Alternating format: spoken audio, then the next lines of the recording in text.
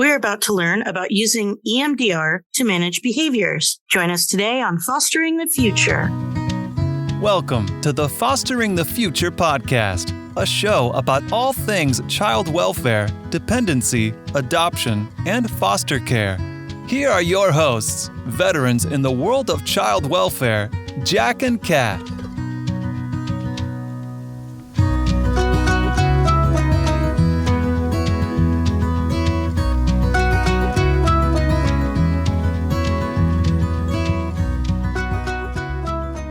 We believe that every human has incredible and equal value regardless of what side of the courtroom we sit on. We hope that everyone feels welcome and accepted here on Fostering the Future.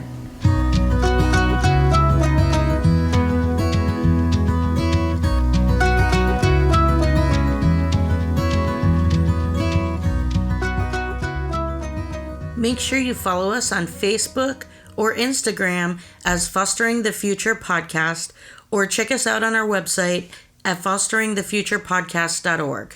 This is Jack, and today we're talking with Miranda with Hope Restored Counseling. She is a licensed mental health counselor who provides trauma therapy, including modalities such as EMDR. Welcome, Miranda. Hey, thanks for having me back. Absolutely. We are very happy to have you back. You could literally come back anytime.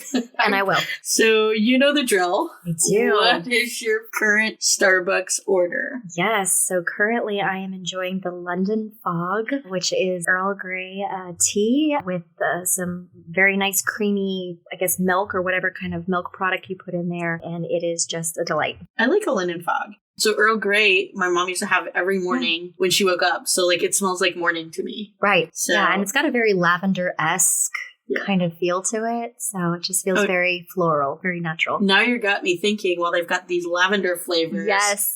Should we be adding some type of lavender or do the London Fog? You know, I was listening to one of your previous episodes and you mentioned the lavender cream and my mind kind of exploded. I didn't even know there was such a thing. Actually, Starbucks popped up on my phone this morning and reminded me, get your lavender while you can. Oh, no. So, it's running out. Apparently, it's not going to be around much longer. Their lavender is a little different from some of the other ones I've had. Have you ever been to Aroma Joe's? No. Okay, so there's two Aroma Joe's over in Land O'Lakes. It's really good.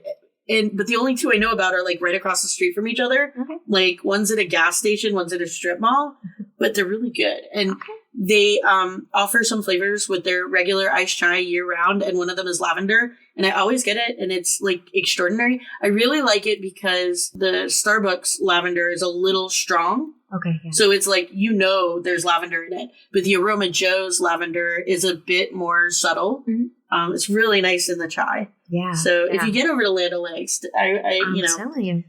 Okay. So can you tell us a little bit about what you've been up to since you were last on the show? I'm into my second year of practice now on my own. I left the local Children's Advocacy Center where I was working and just kind of branched out onto my own. I had a decade of that under my belt and just kind of felt like it was the right time and felt led to kind of expand my reach to different client populations. So I am, ironically, in trying to make my life easier, I did not. I still have offices on both sides of a very long county that I work in, or very wide county, I should say. And so I have two different offices there, and I am able to provide therapy services with a specialty in trauma work for clients, including, children, young children with their parents' involvement, adolescents, teenagers, as well as adults. And I also have a few aging adults or older adults that are in my client list right now, which is a lot of fun because I haven't worked a lot with that population historically. I mean, I don't think our audience realizes what a big deal this is for anybody who knew you before. It was just really cool to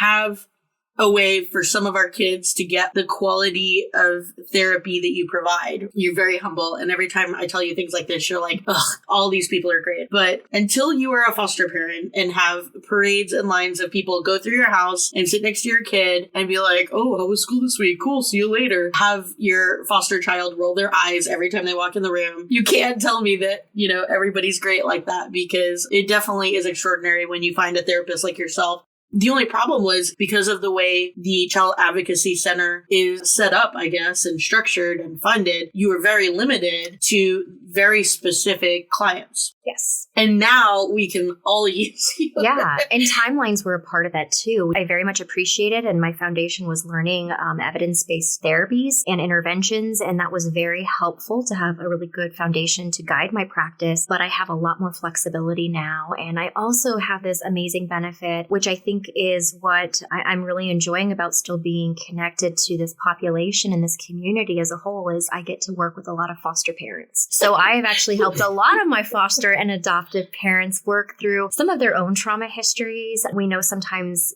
these kiddos can trigger things in us, right? Of experiences we've had. We typically feel like we're kind of far enough away from those experiences once we get into adulthood and we have, a fully developed prefrontal cortex and we're adulting. But kids can very much still trigger some of those childhood wounds in us, or those sensitivities or insecurities. So that's been a great pleasure.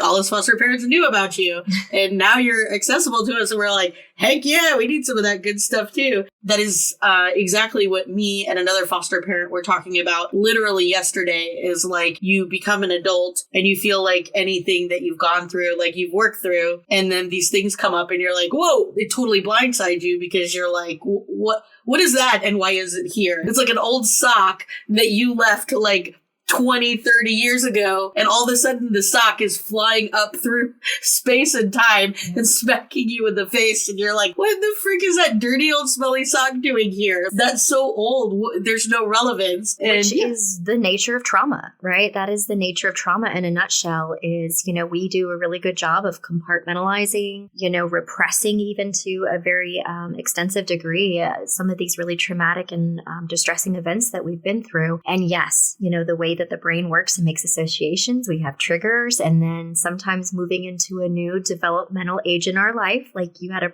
prior guest say, we have to work through these traumas all over again, because when we're suddenly parenting, it comes up in a very different way that we haven't quite adaptively figured out what to do with yet. It's kind of interesting how that plays out as well. So what you're here today to talk to us about is something I'm really excited about. And I know I've talked to a lot of people over the past couple of weeks that have heard that you're going to come and talk about this, and everybody is like sitting with bated breath. They want to hear these answers. So obviously I'm super excited about this. You are here today to talk to us about EMDR and how that modality is helpful to deal with trauma. And what we've been talking about in this series is behaviors that come from trauma. And you don't fix these behaviors by like training someone to not have behaviors. You fix these behaviors by helping them with their trauma, so those behaviors aren't coming out anymore, right? So really, we're talking about how EMDR helps trauma. In the long game here, we're also talking about how we can help minimize some of the behaviors because we're fixing the trauma with the EMDR. So can you describe for us in just a sentence or so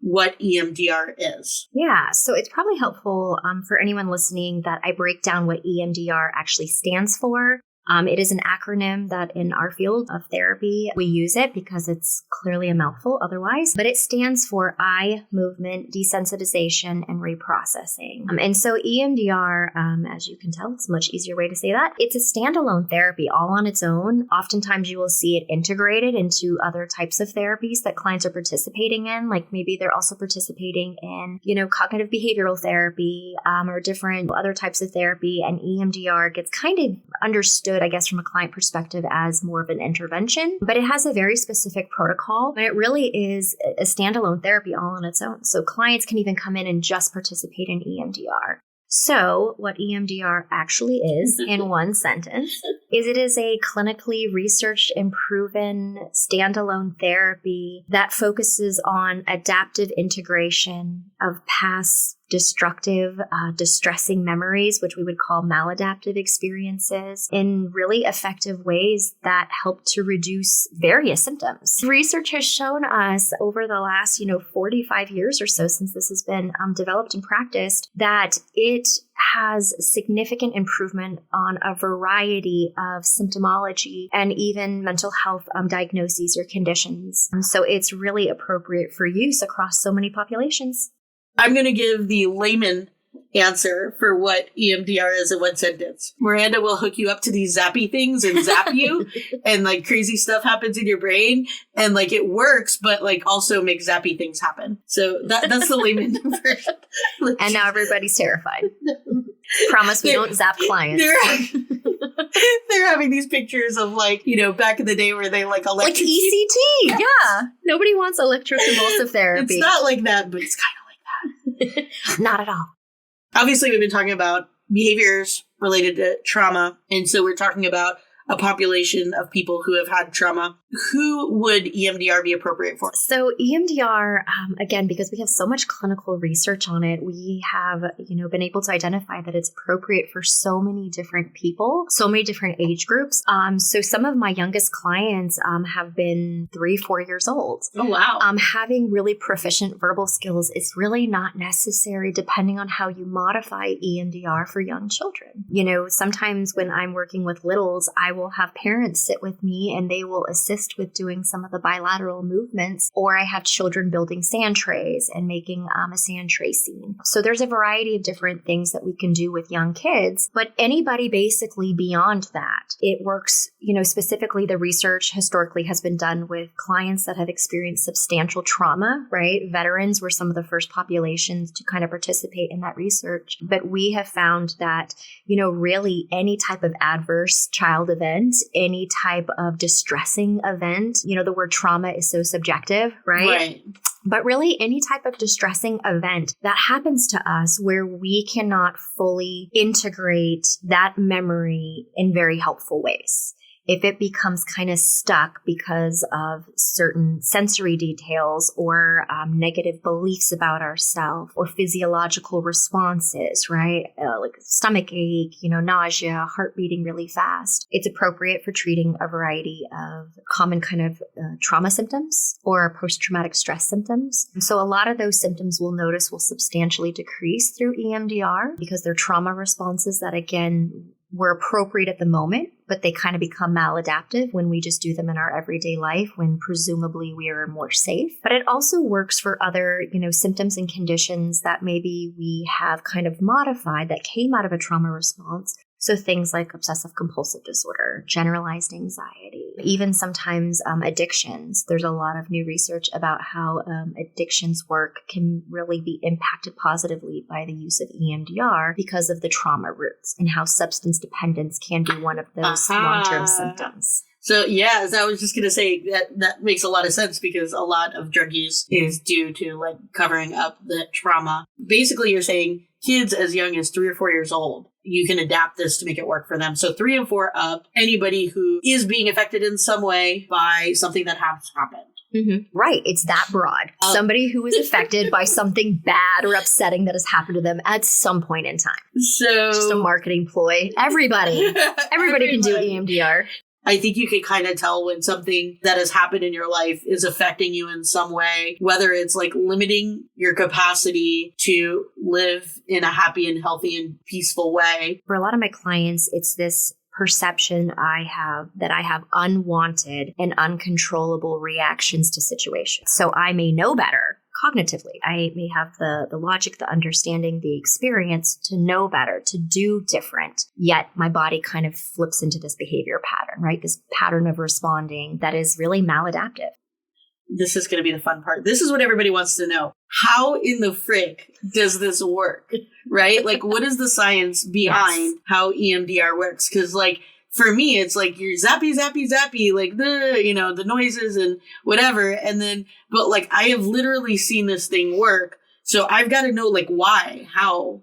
I am going to try to break down that science as best I can using analogies, metaphors, and terms that I will explain to my clients. So I do not claim to be a neuropsychologist or neuropsychiatrist, but the way that we kind of explain this to our clients is the brain on a normal daily basis, we experience a variety of situations. What tends to happen is when we go to sleep at night, when we engage in rapid eye movement, that stage of sleep, REM, what happens is our brain takes the experiences from the day, it sorts out what it needs to keep, moves those over to short-term, long-term memory, and it kind of discards and trashes just the superfluous junk. What happens is with EMDR, we are essentially taking material that was never fully integrated, that never really went through that process completely to the very end. And we're doing that very intentionally in a therapeutic setting where clients have the training as far as skills that they have learned. They also have the support of their therapist, and they have the support and safety of the therapeutic space that they're doing the therapy to go back to those memories, to go back to those experiences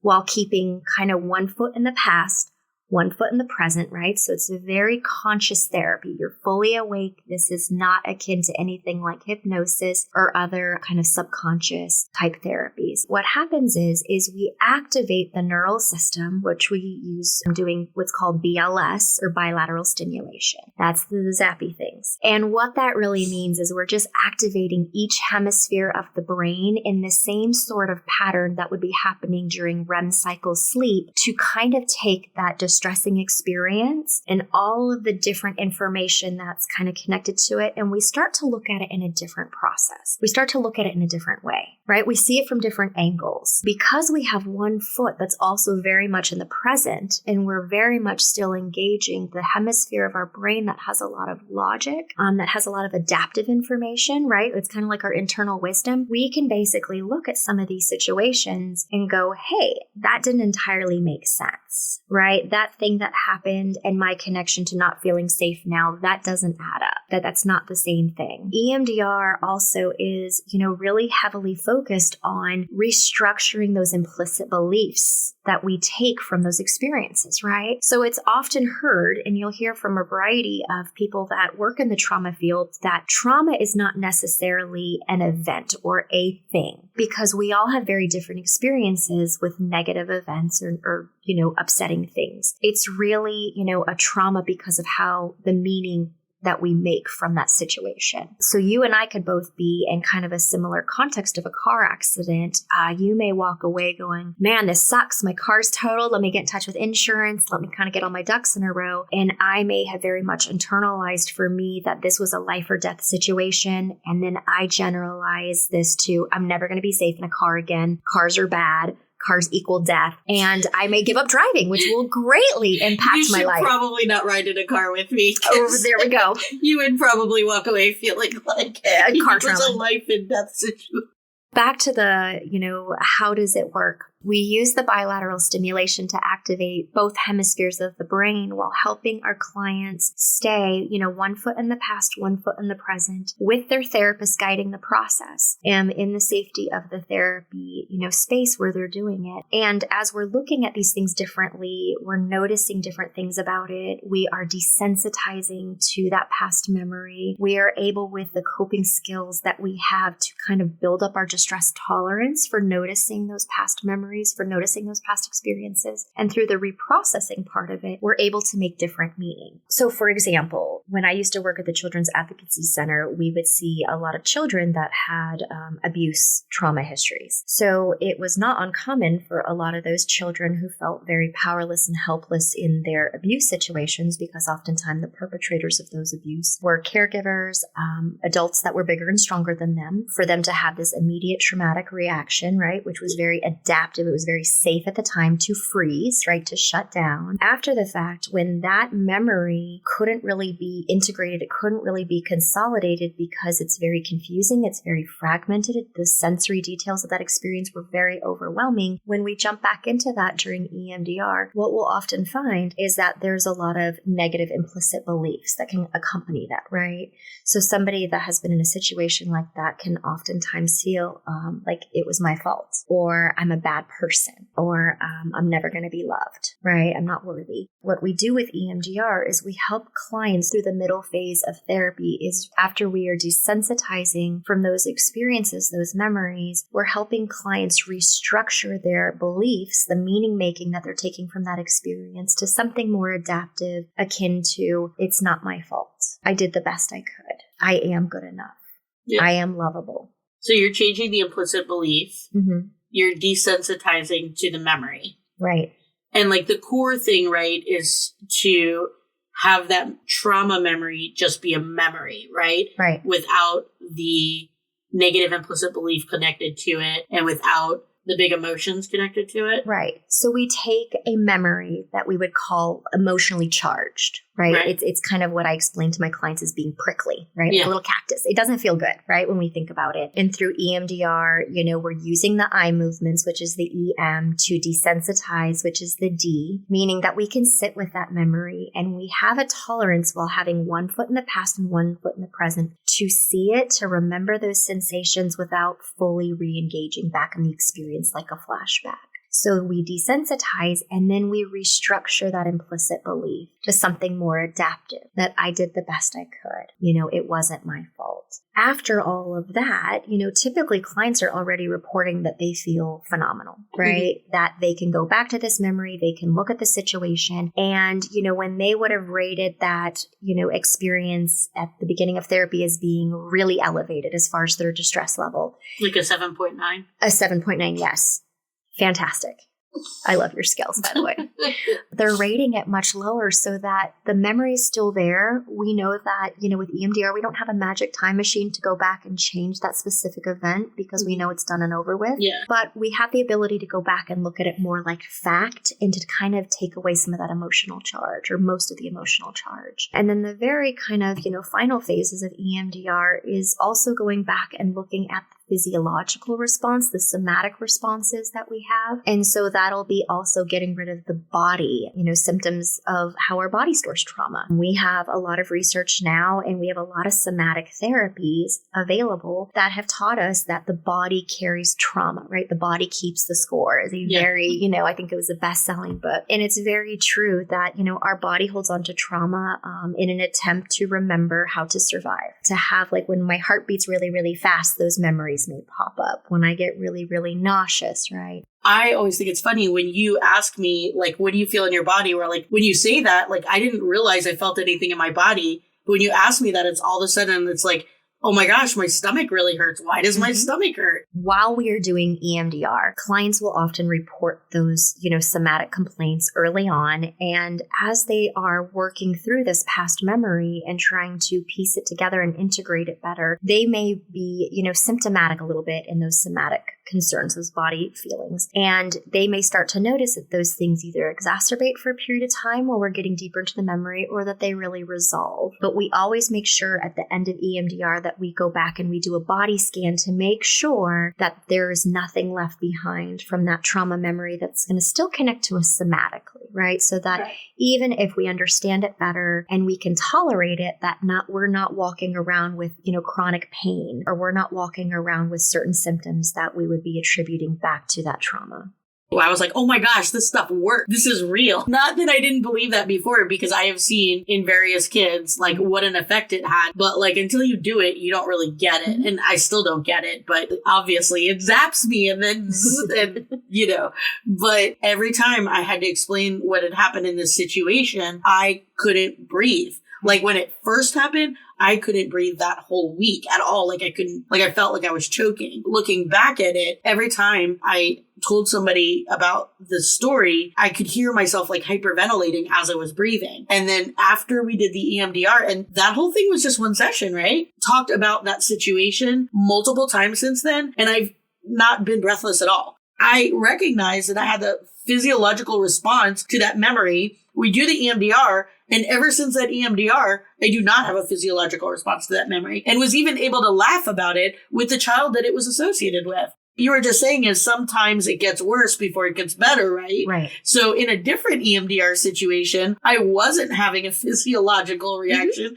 probably because I wasn't even addressing or thinking about said situation. But now I hyperventilate when I talk about it. So obviously that is something that will get worse until it gets better. You can literally see how it works in the moment. You can, yeah. And I think that that's really credit to, the theory that EMDR is based upon is the, AIP model, the adaptive information processing. And we kind of talked about, how EMDR works using the AIP model, but really what the AIP model, teaches us is that when we have, certain experiences, we are taking into our our brain things that we see, the sensory information we see, we smell, we hear, we taste, we touch, right? We are grabbing thoughts, we are grabbing words, we are grabbing pictures, we are grabbing sensations. Our body is carrying memories with these things. So when we are going into EMDR to do the reprocessing, we are reprocessing all of those different things. We are reprocessing, the body response, the meaning making that we're taking from it, the thoughts that accompany it, the feelings that we're having, and kind of what, how charged those memories are. So it's really this multifold process when we're working down what we call a memory network to address all of those different pieces so that that memory can be integrated.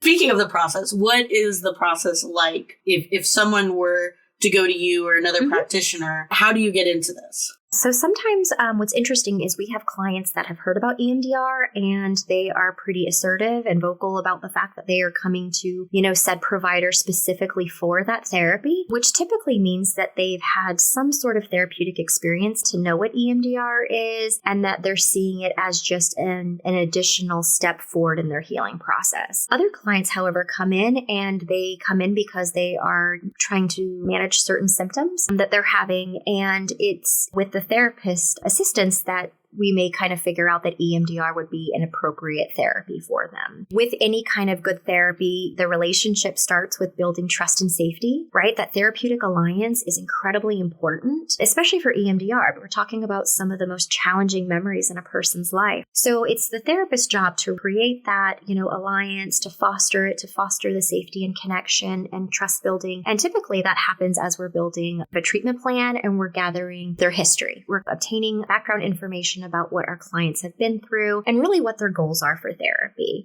Once we have our clients' goals in mind about what they want to address and what kind of symptom change they're looking for, we get to sit with them and we get to develop targets. And what's really unique about EMDR from other therapies, it is very client-focused. Clients really get to kind of lead the process. They get to say where they go and what they want to work on. And we are using their measurements and their subjective impressions of where they're at to know how much progress we're making. And EMDR also allows our clients this wonderful ability to do some of their therapeutic work very internally.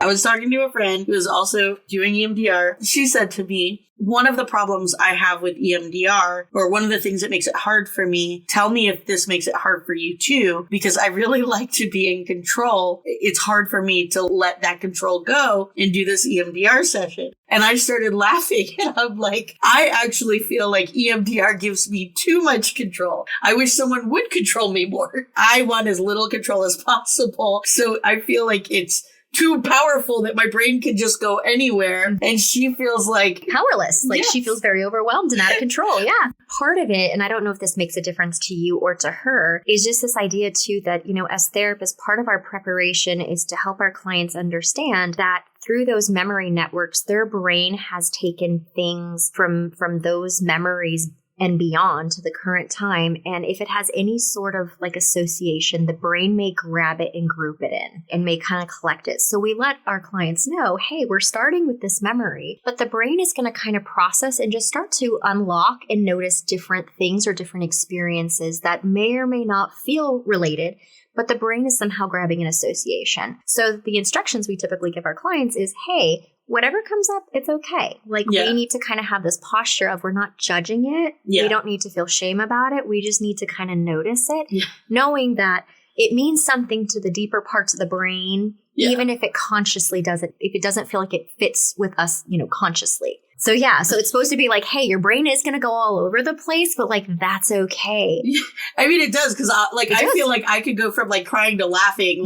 And you did. I was really okay, what's up in there? Really serious. And then this picture of a kid doing something silly. Yeah. I can't not laugh. And it's wild what your brain does. It is. And that's why we kind of akin it to when we're going through our days and doing these things, there's some degree of sorting the information at the time. But really when we power down our brain and we don't have any other influences or distractions, when we hit that REM cycle sleep is when the brain can really focus on what's happened, and it can put things in different places and try to make sense of it, which can also show up in our dreams, right? Which is why we sometimes have really kind of off the wall dreams or upsetting dreams that may or may not involve content that happened during the day or reminders of things, as well as things from the past that it might be associated with.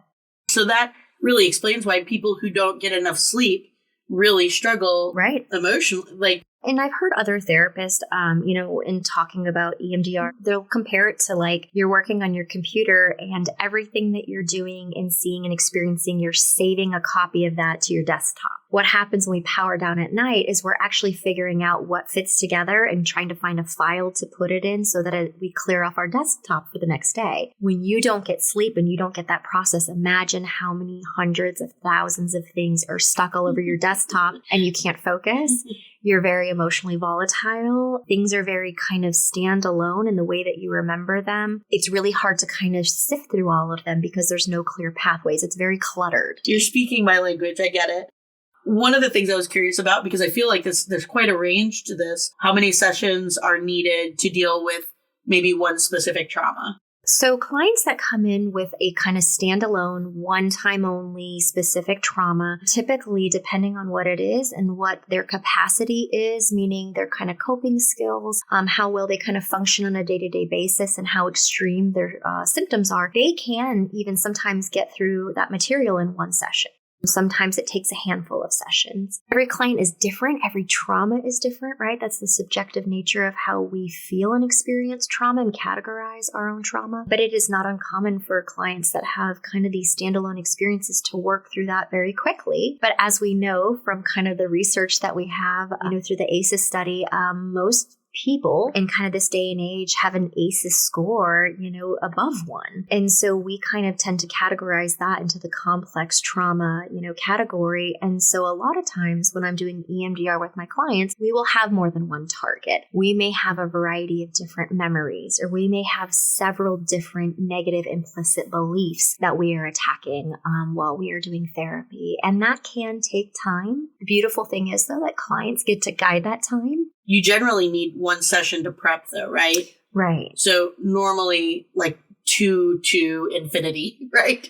Yeah. So we typically can get a history and a treatment plan done within a session. Preparation can typically happen within a session, depending on how severe and how symptomatic our clients are and their trauma histories are. And if we have, let's say, a pretty complicated trauma experience that we know we can't get through in one session, what we'll do is we complete and we kind of wrap up. We have what's called an incomplete session. We do our closure protocol. We help our clients ground and contain that information. In a box. In a box, yes. So they can come back to it at another session. And then typically most therapists will spend a few minutes debriefing, kind of changing the subject a bit for their clients to help them transition into the rest of their day. To address the box. Let's address the box. Let's talk about the box. Let's talk about the box in the room. The first time you had me put something in a box, I was very much rolling my eyes inside my head because I'm like, this is dumb. Like me picturing putting stuff in a box. I'm going to be a mess later. And so I did the stupid box. I walked out of your office and it was like I left it there. After I've done EMDR, it makes me exhausted. Like I could barely keep my eyes open. I totally forgot I had EMDR that day. Whenever I remembered it, I was like, oh my gosh, how did I not carry that with me? So your stupid box that I rolled at legit works. So just like the rest of it, it all actually works. I can roll my eyes inside of my head, but... You're right. And you bring up something that's so important because so many clients, that is one of their resistances or one of their fears of starting EMDR is once this stuff comes up, am I going to be so flooded and overwhelmed that like the dam is going to break and I'm not going to be able to keep it all back? Yeah. And the reality is that, it is our job to prepare our clients to contain those things so that they can do that work while also staying very grounded in bits and pieces that they can tolerate and then put it away till there's another safe time to revisit it. Overall, what are the stages of EMDR? What does that look like?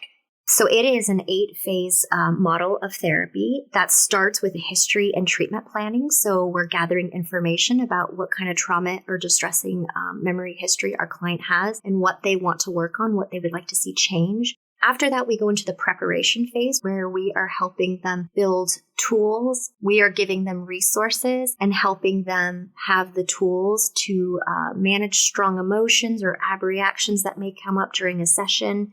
After that, we really develop their first target. So whatever we're going to be working on. And once we have that first target, we get to start kind of the main part of EMDR, which is the desensitization.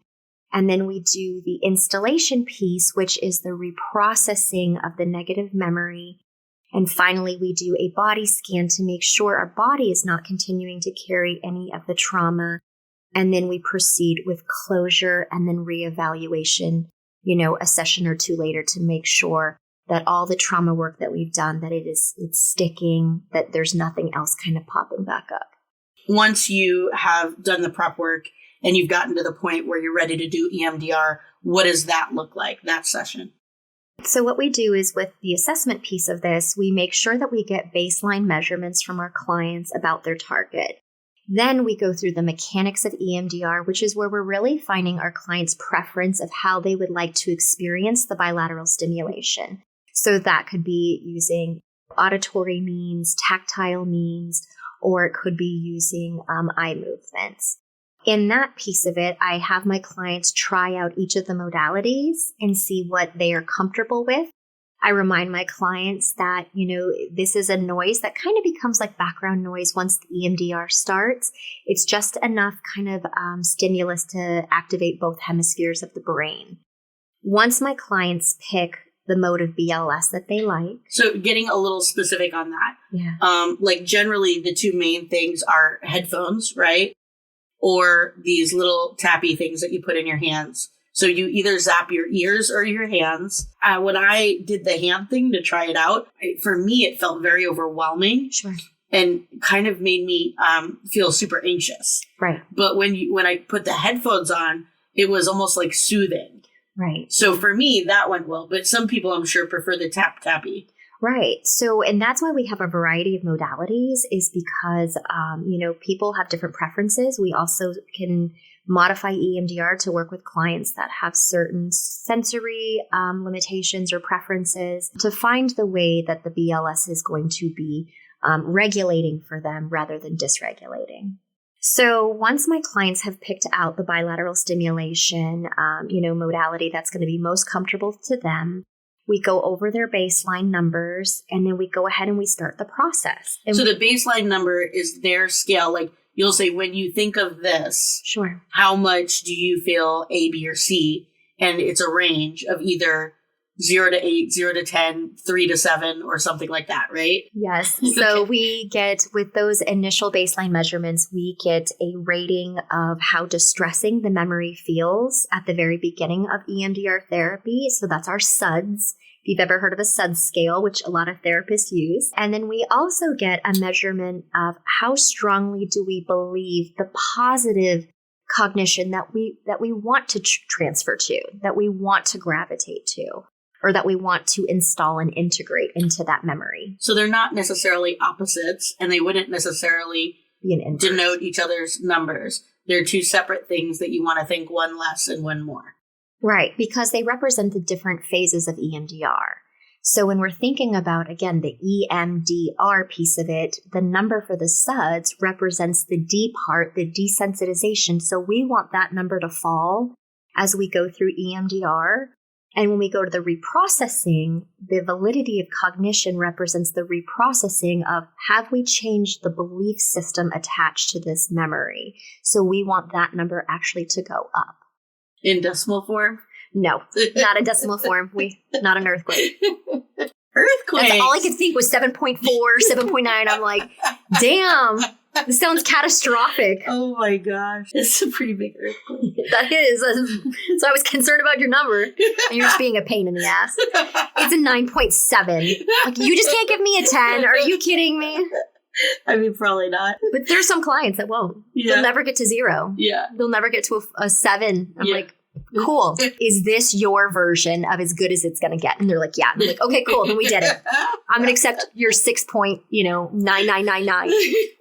I'm glad I'm not the only one who uses decimals. So once we start the bilateral stimulation during that EMDR session, we typically have a set period of time for our clients, depending on their ability to tolerate kind of paying attention to some of those past traumatic memories. We run them through a variety of passes. And then when we stop, that's the therapist's job to, again, make sure we're checking in with our clients. We're giving them an opportunity to ground back to the present moment. And we're just assessing really what they're noticing and what's coming up for them.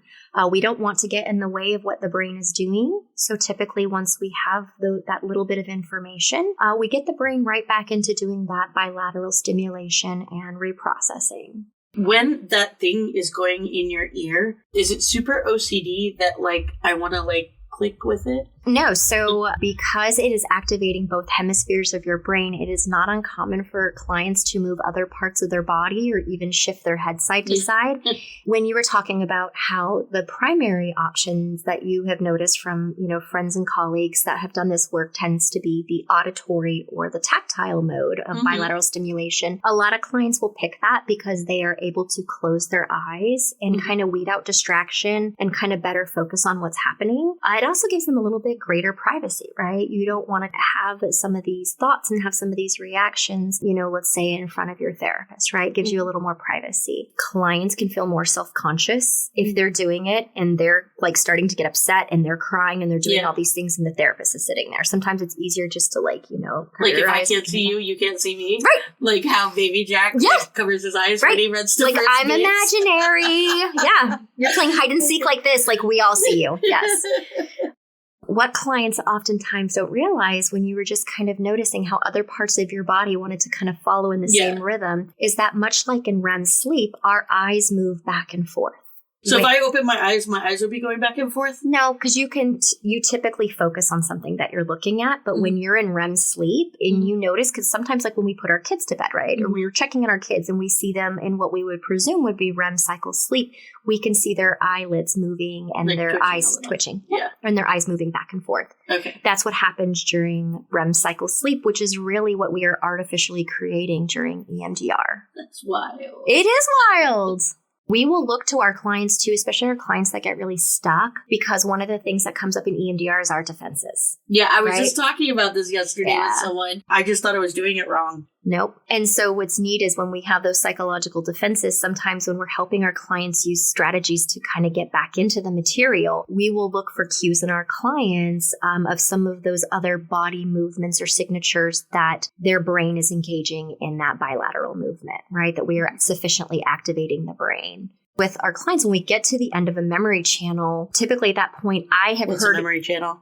It's your own fault. You brought it up. It is my fault. EMDR relies on utilizing memory channels to fully reprocess a negative memory and all the associations connected to it. So typically a memory channel will be connected to one negative implicit belief. Things like, I'm not good enough. And all the other experiences that we've had in our life that remind us that we are not good enough, or we kind of gave that explanation of why we didn't perform as well, or why people treated us a certain way. So what happens in EMDR, why you can sometimes have this other content that's coming up, is because down the memory network or down the memory channel, you will have a variety of different memories that are connected by association to this negative implicit belief. Through EMDR, the goal is to get all the way down that memory channel. And typically we know when we're there because as the therapist, we're hearing that the information is becoming much more adaptive, that we are actually changing and restructuring that negative belief into something much more positive. What do you mean it's becoming more adaptive?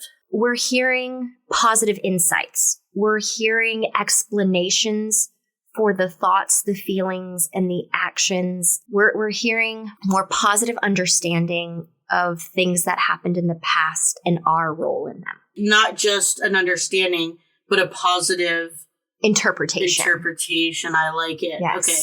So we're looking for that positive interpretation, as positive as it can be. This is like super sci-fi.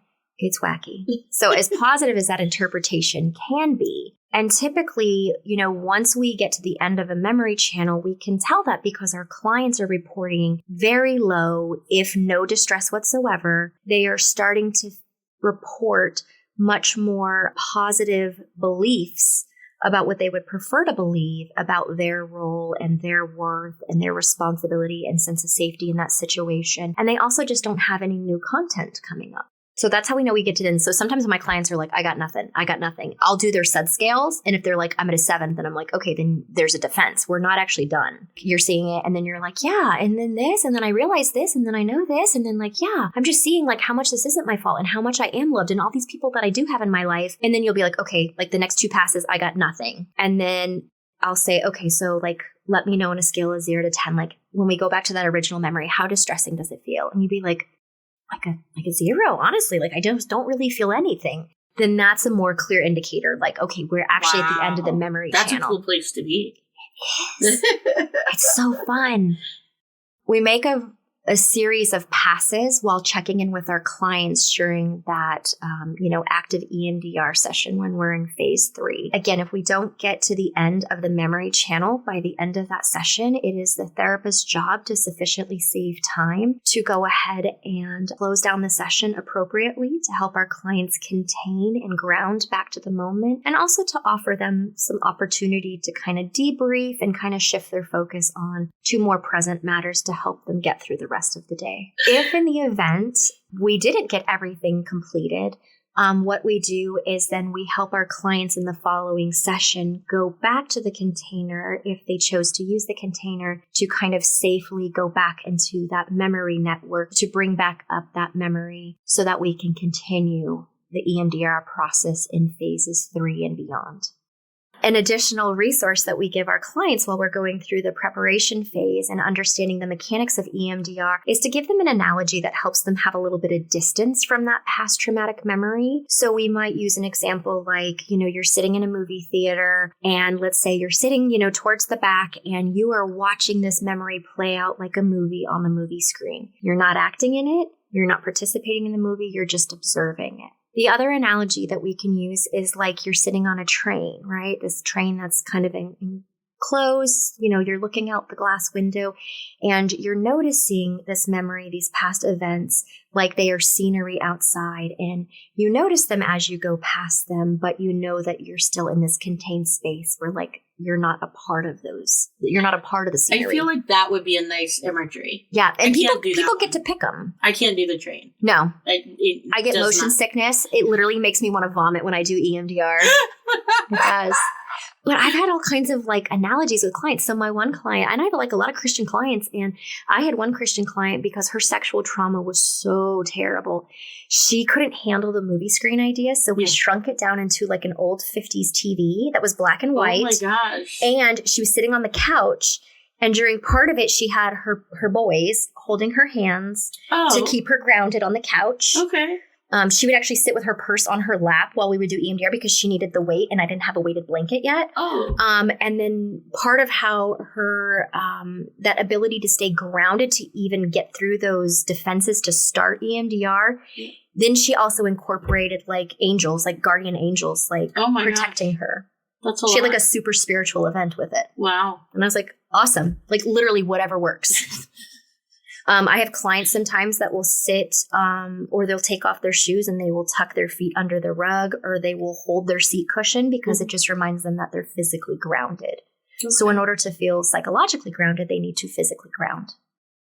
What are some warning signs that caregivers could look out for in children's behaviors or in children that have experienced trauma that might mean that EMDR would be helpful? So oftentimes it can be hard with children because sometimes they lack the same level of awareness that we have, the self-awareness. When we typically see kids that their behaviors are resistant to behavior plans, they are resistant to getting incentives to change their behavior. And when really questioned about their behavioral patterns, their behavioral reactions, they don't truly understand why they're doing what they're doing. That typically lets us know, again, that there are these much deeper roots to the behavior, right? It is not just kind of a need to be met in the moment, that it is a pattern of behaving that at some point in time helped them to stay regulated, to stay safe, to survive whatever they were going through.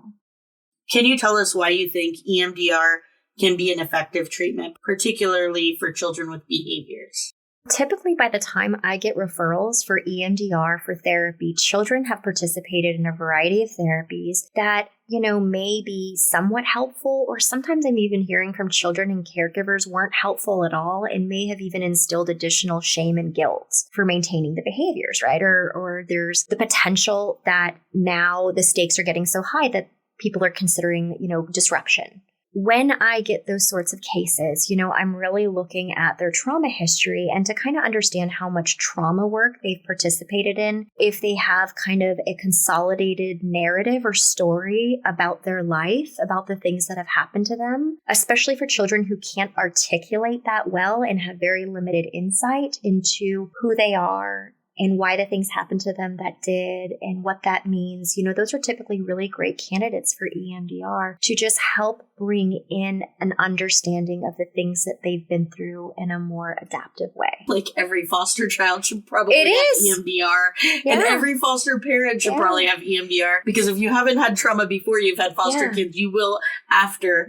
Probably social workers, probably all need EMDR. So basically anybody who would be listening to this and the children that they care for should all probably have EMDR. When I went through the adoption competent training, one of the things that was highly encouraged was helping children who were in care make a life book, right? To help them put together a story of their life in a concise and kind of chronological way. EMDR, essentially, we even sometimes use some of those narrative approaches to help children get started, to understand who they are and their identity. But EMDR essentially does that, helping kids to kind of put these standalone, scary, upsetting, confusing memories kind of in a much more meaningful way into their story. So rather than there being chunks of their past in different places, we're trying to kind of string it all together. And EMDR helps children do that, in a way that can be much more rapid,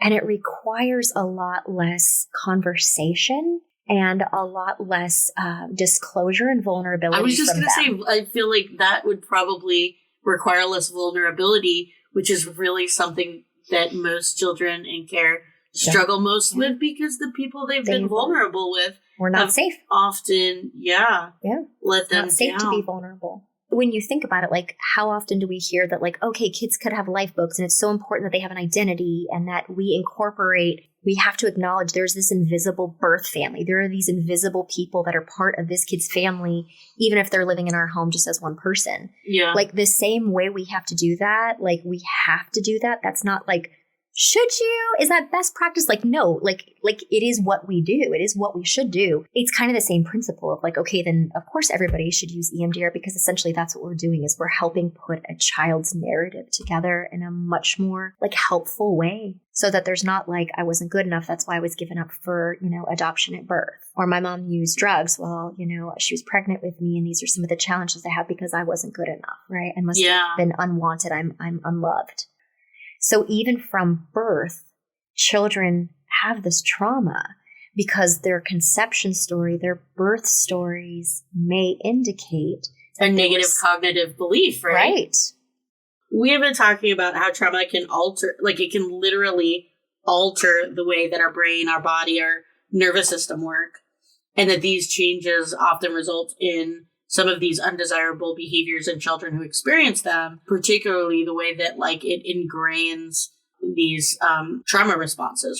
Can you talk to us about the primary ways that EMDR can kind of repair these physiological injuries to the body? So when we think about a lot of the symptoms or behavioral issues that we see in kiddos, your prior guest mentioned that we can see post-traumatic stress symptoms, so the fight, flight, freeze, and fawn responses. And so by doing EMDR, we're automatically decreasing those through the desensitization phase, because those tend to be the symptoms that come up, those reactions come up, because we're going back to the place of, again, thinking about the trauma. So as we are better able to sit with those things, those responses come down tremendously. But the other kind of long-term behavior patterns or these kind of maladaptive ways of coping, they're also affected because children develop ways of coping with those post-traumatic stress symptoms in maladaptive ways that can look like other mental health diagnoses or other behavioral like issues. ODD. Yes. Like ADHD. Yes. Yeah. And so what happens is not only are we desensitizing from the post-traumatic stress symptoms that initially come up in that phase 3 of our protocol, but as we get into phase 4, where we are installing that positive cognition, we are kind of getting rid of the negative cognition. A lot of times the beliefs that guide these maladaptive behavior problems, once that shifts, the behavioral pattern is no longer needed. It is no longer viewed as a coping strategy for survival.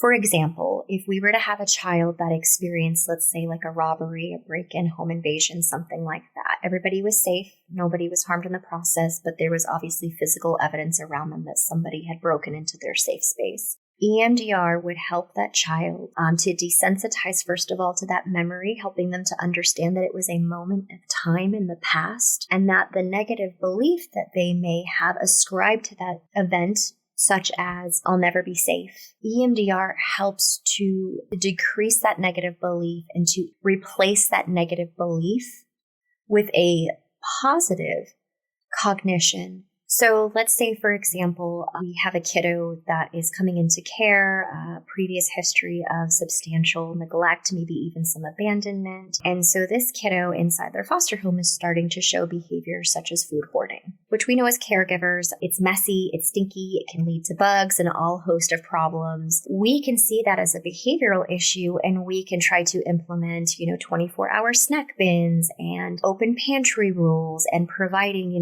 additional opportunities for kids to eat so that, they are able to ensure that they don't have food insecurity. What happens then is when those behaviors are not really changing in light of all these behavioral changes, maybe the foster family is making in complete good faith to help change this behavior. Right. The way EMDR comes in is to say, hey, what is actually at the root of that hoarding behavior? And oftentimes what we find with kids in care is it can stem all the way down, not just into, the fear of I'm not going to have enough, my needs aren't going to be met, but that ultimately I don't matter. And when we use EMDR to change that negative belief from I don't matter to I matter, or I am worthy, or I am lovable, or I am enough, when kids truly believe that at a very deep level, they can trust that their caregivers are actually going to meet their needs, and maybe not just with food, but in other ways as well. So things like lying, things like stealing, some of these other peripheral behaviors may also, even if that's the target, they may also be extinguished as well.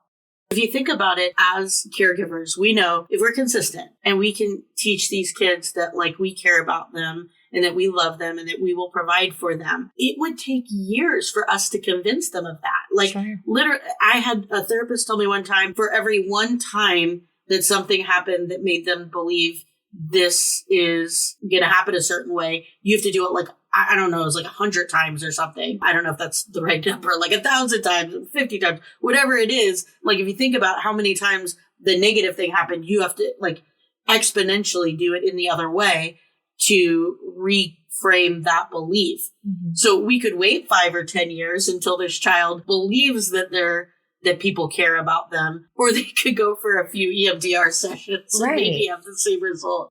Oftentimes, by the time a child comes into foster care, by the time you would be able to teach them that, they've already left childhood.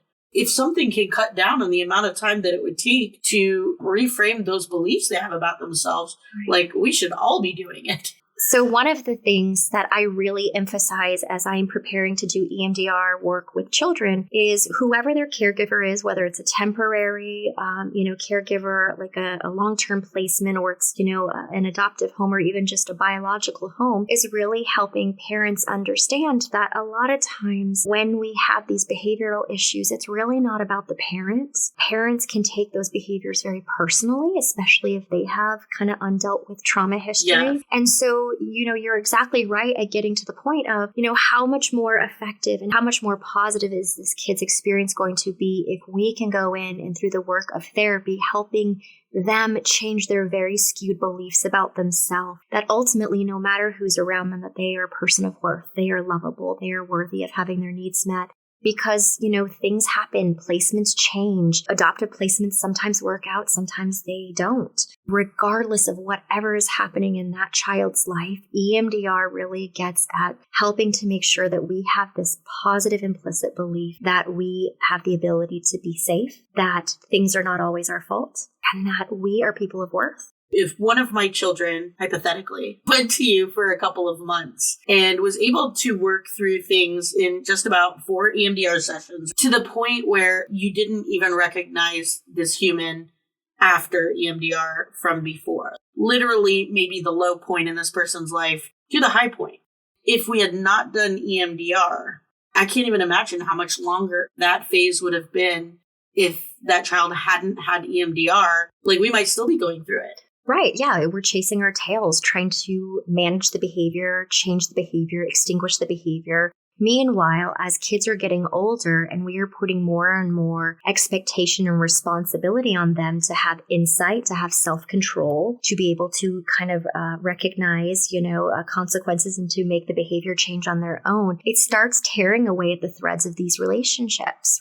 Every freaking day, every month, every year is so valuable in the life of a, like, we only get, hopefully we get a little more parenting time, but you're only kind of guaranteed like 18 years with your kid, less if they're older when you adopt them or foster them or what have you. You only have so much time before they have to start being responsible for their own health, well-being, right, life choices. And if you're waiting for years to get them to a certain point, like, they've missed out on so much time that could have been spent enjoying their childhood when they were really struggling in a certain way. And gosh, I'm just kind of overwhelmed right now about that variance of how long it takes to, even if you fix these things, sometimes these things aren't fixed. If you can fix them in EMDR in a couple of months and have a totally different relationship within your family and for that child's personal experience, gosh, what a difference that makes. It's huge. It really is. Can you tell us about a specific time where through EMDR a child was able to achieve success in behavior improvement and overall well-being? There is a kiddo that I have been treating in therapy, and she initially came to me because she was a child sexual abuse survivor, and her perpetrator was a close family friend, but was actually a teenager, so it wasn't an adult. Again, still sexually abusive, still illegal because of the age gap and the power differential in that relationship. I brought this child through a round of really good, trauma-focused cognitive behavioral therapy, and she made some tremendous strides. However, when she would go to school, she would still be calling home. She was having stomach aches. She would have crying fits. She would be sitting in class very distracted, right, which we know is kind of dissociative, unable to do her work. And then when she would get home to the safety of her mom, she would have these massive meltdowns, but felt very ill-equipped to kind of discuss what was actually going on. Like, she really didn't have a full awareness of why she couldn't focus, why she couldn't get things done. Through EMDR, we were able to recognize that there were a lot of triggers at her school because of kids that looked a lot like her perpetrator. Wow. And that there were even days when she would drive back by the house by where they where the abuse happened, and it was a common way to get to school, but they wouldn't drive that way on weekends, and she would have symptoms even before she got to school. So she's an elementary age child, and in modifying EMDR for her, one of the things that was really helpful, because one of her primary trauma symptoms was avoidance. She didn't want to talk about it. She didn't want to kind of verbally or narratively process what had happened. So I was able to use the bilateral stimulation with the headphones while allowing her to make trays about her trauma experience and about some of her recent triggers. And that helped her to substantially reduce the distress that was attributed back to those original sexual abuse experiences. But it also enabled her to completely break that association and differentiate between the triggers that she was having at school versus her actual beliefs about safety in the moment. Wow. That she was actually safe, that nothing was actually happening, that she was never going to see that person again, despite having reminders of what had happened. So there is an example I have of an adolescent. He was like a adolescent young teen male that I worked with. He came into therapy with the benefits of having a really stable, loving family. He is an adopted child who has been with his adoptive parents for a very, very long time, has very secure attachment bond with them, and has several adoptive and occasionally foster siblings that he normally gets along with very well. He's a very high-performing academic student and does very well socially with having friends. Some of the challenges, though, that were brought to me when I got the referral were that, when he would get really frustrated and would emotionally dysregulate, he would have the tendency to take that anger out on himself, kind of punish himself, and kind of turn that aggression inwards when he knew that those feelings were kind of too big to be expressed outward. He presented with very low self-confidence, kind of a really skewed view of self and his self-worth and his worthiness in being relationship with others. He also, was observed and reported to have conflict in some of his family relationships more than others, meaning with his father, as well as with an adoptive male sibling that was a few years younger than him. Through EMDR therapy, we were able to recognize the negative impact that his deep emotional issues were having in his daily life, right? That he was having struggles, and that a lot of these struggles he was actually carrying internally, right? There was a lot of things that were kind of confessed and understood inside of the therapy room, just really about how he was thinking about himself. EMDR was able to help identify the deepest roots of those negative beliefs stemming all the way back to his birth story, or the confusion about his conception and birth story, and about the adoption process. But through EMDR, we were really able to kind of get to the root of his feelings of shame and worthlessness, and we're really able to change that. And the results of that were kind of even unconscious to him, was that he started getting along better with his family members. He was becoming a little more outgoing at school and a little more active in his friendships. His sense of humor and his playfulness returned, and his parents reported, an increase in his confidence and just the way that he would carry himself. What are the side effects of doing EMDR?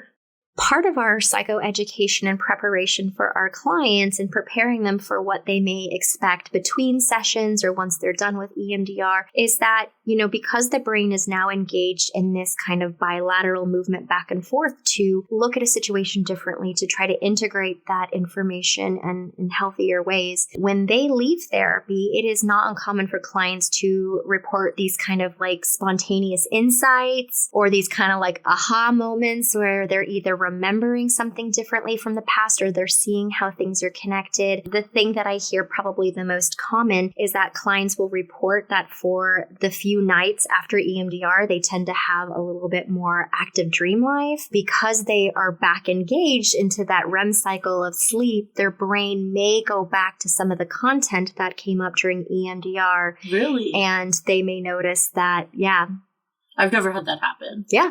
I'm glad. Aside from that, we do let clients know that, especially when we're using the eye movements as the primary mode of bilateral stimulation, but with really any of them, EMDR is really hard work. It is exhausting. We are basically artificially stimulating the brain to do something it does when we're in a very deep sleep, right? So it normally has all those resources, but we're doing this very much awake and very much sometimes with even our psychological defenses or trying to kind of control the situation. And so a lot of clients will report that after EMDR, they're a little extra sleepy. For my teens, my that's kiddos, kind of like an under-exaggeration. Okay.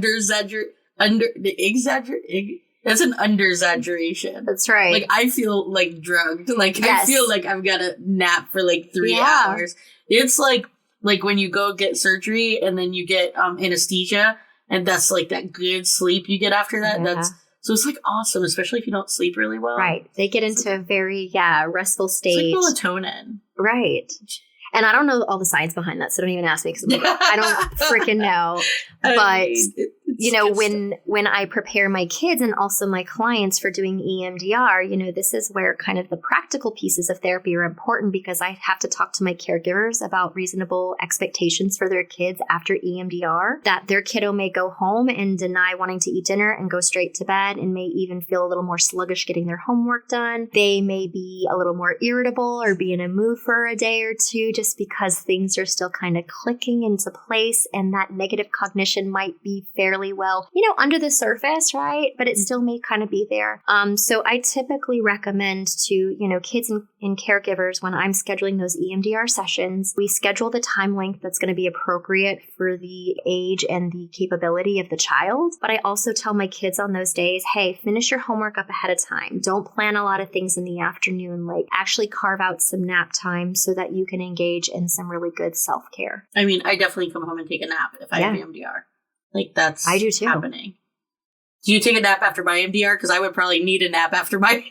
Some clients, I move their EMDR to the end of the day. I'm like, I'm done. I'm done. That's me. I'm at the end. I am exhausting, I'm sure. My side effects the first 2 times were really just the exhaustion. Like, I was just really tired. But it was like a nice, sweet, gentle exhaustion, right? Yeah. Like, I drove home fine. But as soon as I got home, I was like, I just want like a warm blanket and my fan on and like take a little nap. And that was great. But the third time, it was a little different. That's when you gave me the EMDR cancer, is what I like to call it. Which doesn't exist. It's not a real thing. Do not Google it. I definitely got EMDR cancer, and I felt little zappies in my head for a couple of days. I did, I swear. Your neurons were working overtime. Like, I could literally feel like the neural pathways doing things in my brain. Listen, like, it like, this is kind of, like, it's wild how it works, and I've seen how it works, so, like, I'm all for it. I just have to be aware that I'm going to struggle through some EMDR cancer on maybe some of these sessions. I had the little zappies, but I did the, what's it called? The rhythmic rocking? Yeah. It's the rocking, whatever that is. Which is a form of BLS. You do what? It's a form of BLS. It is? Yes, think about it. All right, well. Back and forth, especially if you're picking up a foot and you're moving back and forth just to kind of like. I didn't know that was what that was. But yeah, so I did that, and then it actually stopped the zappies. Yeah. So one of the good things that you just brought up that connects to something else is the fact that there are pieces of EMDR that clients can use at home safely without a therapist. Good. I was going to ask you about that. And that even clinicians that are not fully trained in EMDR can do with their clients that are known to have this very positive, relaxing effect, which is the bilateral stimulation. So the reason we are doing the bilateral stimulation again is we are trying to kind of integrate that information in healthier ways, but doing it bilaterally means that we're able to go to the content that we purposely bring up while still balancing that out so that we are able to stay in this place of tolerance or some relaxation. It is not uncommon to find on YouTube that people will have BLS meditations. Or sometimes they call it DAS, the dual activation, meditations. And basically it is still engaging each of those hemispheres of the brain, typically through auditory means, to kind of go back and forth between those different hemispheres of our brain to induce a state of relaxation. We just always remind our clients that in those situations, you are relaxing, you are doing a guided meditation, you are doing your safe place or one of your learned coping strategies. You are not intentionally going back to the traumatic material. Right. You don't need to give yourself the EMDR cancer. No. You've got to go to a therapist with a certified therapist to get your EMDR cancer. Yes. And not every EMDR therapist is certified, but there are basic trainings that you have to go through multiple levels. And part of that is having consultation and supervision in order to demonstrate that you can facilitate EMDR, appropriately. Okay. And safely. So how do you suggest our listeners find an EMDR therapist near them? EMDRIA, EMDRIA, is the certifying body that kind of helps to standardize what EMDR looks like and tries to kind of keep it in line with its original protocol, or ensures that therapists practice EMDR with fidelity, true to how it was created to be used. They have an ability to search for a provider, I believe, based on their zip code. And then you can also go online and whatever platform you use to find a therapist, whether that be through your insurance provider, this could be through your physicians, this could also be through any of the therapy platforms that are available to clients to use independently. You can typically modify and refine your search to find a therapist that is competent to provide EMDR therapy. So let's say one of my listeners happens to live in the state of Florida and they want the best. They're like, yeah, I'm not just going to go to the website, find some willy-nilly EMDR therapist. How can they find you? Because you have the ability through Grow to do virtual sessions. So can you tell our listeners how they can find the best? Yes. Well, thank you for the plug. Potential clients can find me through the Grow Therapy website under provider search. I am also located on Psychology Today under Find a Therapist. And I guess some important information that should be shared about EMDR is that EMDR can be facilitated. It's traditionally facilitated during in-person therapy sessions, so taking place in a therapy office. However, EMDR has been effectively adapted to be facilitated virtually. So the great thing that kind of came out of the pandemic, or a silver lining that came out of the pandemic, is that we were able to offer people EMDR therapy during such a stressful time, even if they lived in remote or rural areas where they were not near a therapist. I really like doing it in person because I'm laughing. Because I always put my box under your couch so that I can kind of giggle that everybody else has to sit on a couch over my box. Right. Which is why I laugh every time I put my box away. So I would not want that box in my house. Nope. I'm glad it hasn't exploded on anybody. There are a lot of containers in my office. My clients tell me that all the time. I always kind of giggle like, this is under here. I want to know where your skeletons are. I don't want to know. Oh my goodness. Ooh. All right. Well, thank you for joining us, and I can't wait to trick you into coming back. Anytime. Thank you for having me again. Thank you so much for joining us today. Make sure you subscribe and follow us on social. We hope that you join us again next time and keep on fostering the future.